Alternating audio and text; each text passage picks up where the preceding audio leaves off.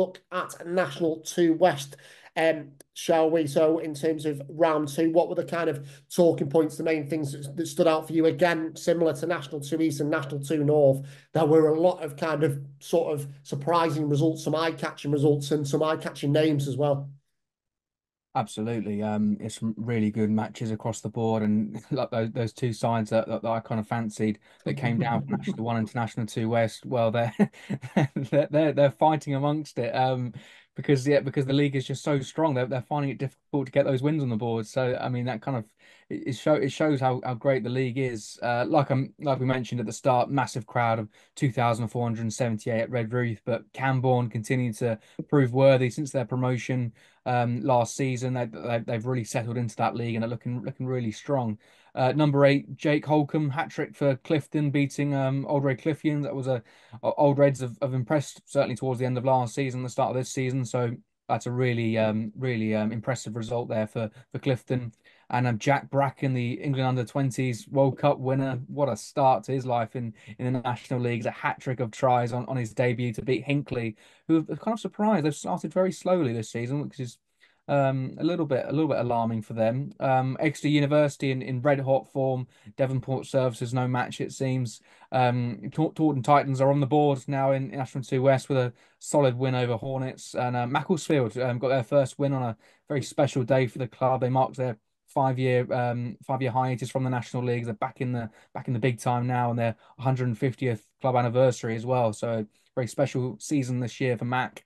And Luctonians, obviously runners up last year, they just edged Cinderford in the first ever meeting between the two sides, which I was quite surprised to read about. So yeah, very competitive across the board. Yeah, Cinderford seem like they're struggling since their demotion, which is interesting to see, given that you probably would have fancied them to be in amongst it at the top. Still very early days though, and I'm sure that they'll be able to turn their fortunes around.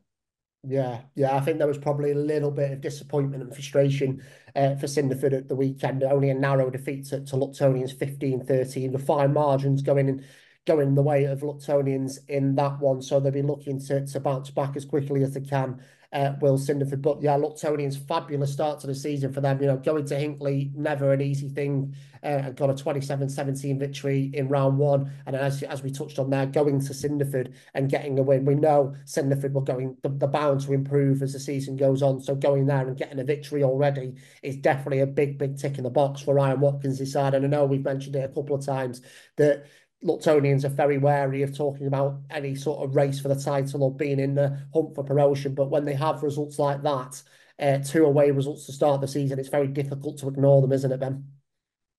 Yeah, they're finding ways to win, which is so important. I mean, they're scrapping away and winning those games is huge. And I'm sure I know that they like to play it down and to say that it's all about the club moving forward and we're not rushing to get promotion. But I mean, once if they get back into the mix again this year, they'll be fancied, and that'll be their goal will be to win all the games that they can and hopefully end up the top of the tree. Like they said that they were so close last year, and they only need to go one step further, and they'll be in international one. So yeah, I think they'll be definitely in the mix. There's a lot of good sides though. I think that the two student sides, Loughborough Students and Exeter University, they're looking really good. I mean, Loughborough at home especially are scoring points for fun on their 4G pitch. They've got such a great attacking side that they're definitely one to sort of fear. I think for the side to go in there. We've seen what Hinckley are really well respected across the league, but well they were no match at all for Loughborough. So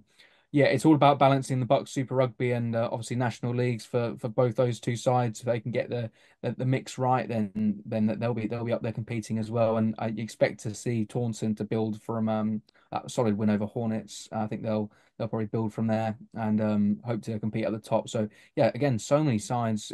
It's crazy how unpredictable this division is. That it's really exciting to see. Yeah, I really don't know where it goes from here. But again, similar to National Two East, there's just so many contenders that you struggle to see, how each side's kind of season plans out. It's very difficult to call this early on, as you say, Ben. But yeah, Loughborough currently leading the way. I'll get the table brought up in front of us now. But Loughborough leading the way with two wins from two. Ben mentioned the scoring points are from 83 points they've scored in the first two games of the season. Camborne also enjoying themselves. 95 points they've scored in the first two games, running in 6 tries against Redruth at the weekend. And as Ben said, fabulous crowd at the recreation ground.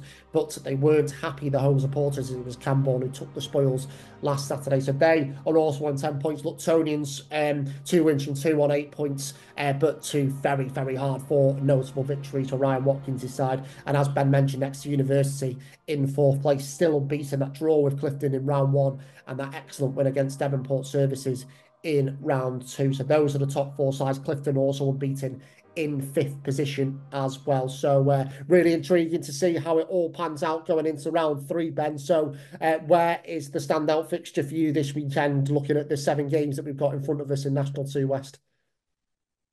Yeah, I think I've probably found this one the hardest to call which one would be the standout. So I've gone for two, which is a sort of cheating. You did that last week as well, Ben. Well, it shows how great this league is. That it really is impossible to. Yeah, I'm gonna have to probably narrow. I'm obviously gonna have to narrow it down to one. We'll Yeah, you can actually. mention 2. You can mention 2.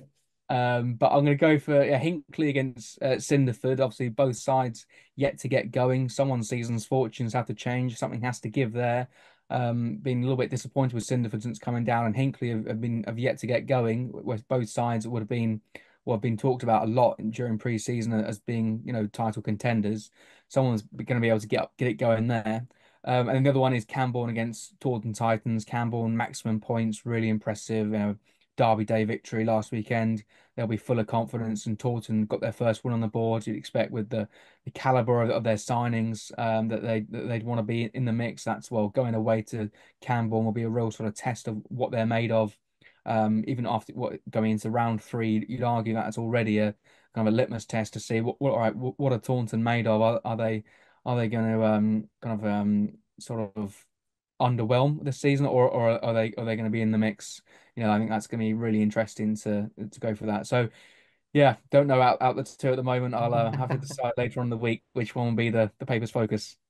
Yeah, no, definitely agree with both of those games, Ben, in terms of standout fixtures. I think Luctonians Clifton looks pretty good as well. We'll just pull up the fixtures now. And just in terms of Camborne versus Taunton, in fact, we'll start with Bourneville versus Redruth, as that is the first fixture which appears on your screens. Bourneville back at home after nearly completing a great escape, against Macclesfield last Saturday afternoon. They were 31-7 down in Cheshire, nearly completed a revival, but they came up short.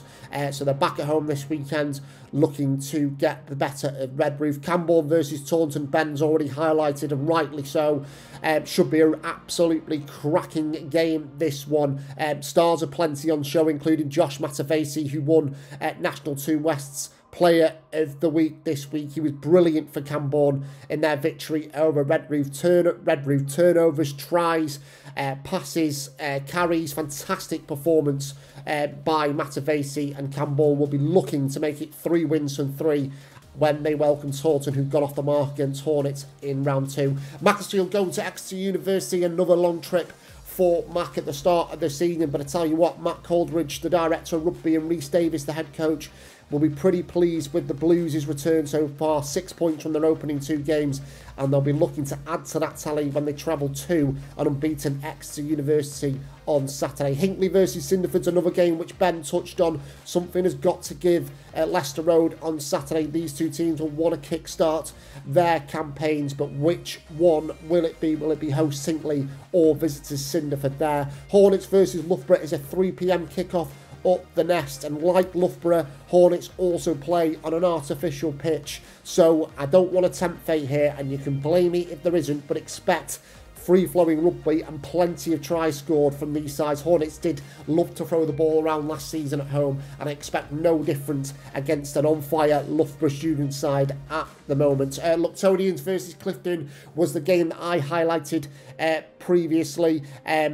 Luctonians' great start to the season, but if they were in a title race last term, this might have been the game where it all became undone. They lost 10-8 at home to Clifton at Mortimer Park, so will Luctonians be able to pass the test on Saturday against an unbeaten Clifton? And Old Reds versus Devonport is where we finish off, with Old Reds looking to continue their fantastic home record, which goes back into last season.